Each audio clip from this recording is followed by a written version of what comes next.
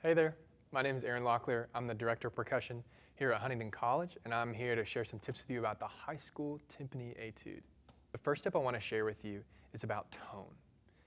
Being a great timpanist is all about tone.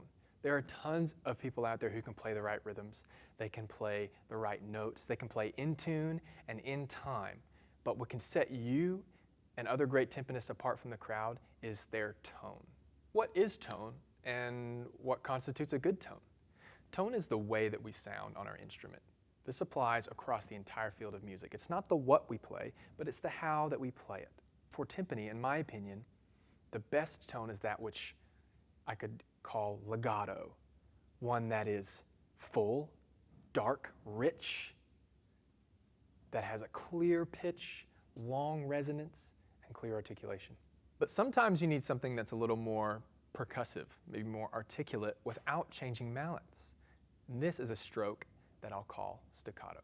So on the one hand, we have legato, which is full yet smooth, lifting out of the head so that it can vibrate freely and emit a clear pitch. It looks like this.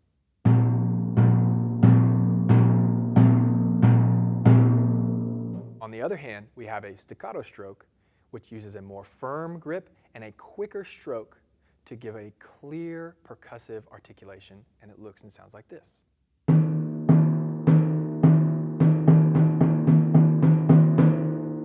I think a great example of this is the juxtaposition between measures 5 and 6 and 7 and 8. 5 and 6 have just quarter notes and eighth notes where you can use a nice legato stroke for a full rich tone. 7 and 8 have 16th notes where you need a little more bite so the rhythm's heard clearly. This is what it sounds like.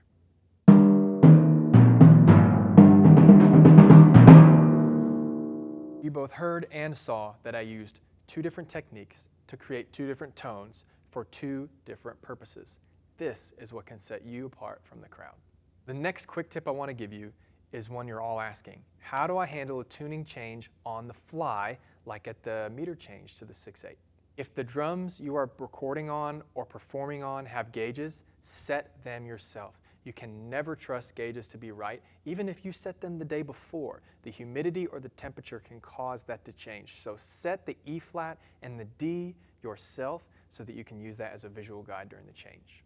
I always treat tuning changes like choreography. I will move my feet at the same time, at the same speed, in the same place, every time I perform it and every time I practice it. This ensures that it will be done right every time.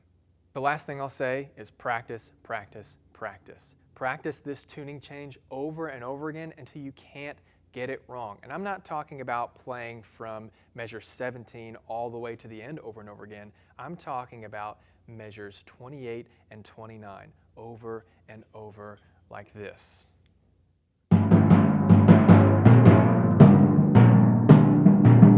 And stop and do it again.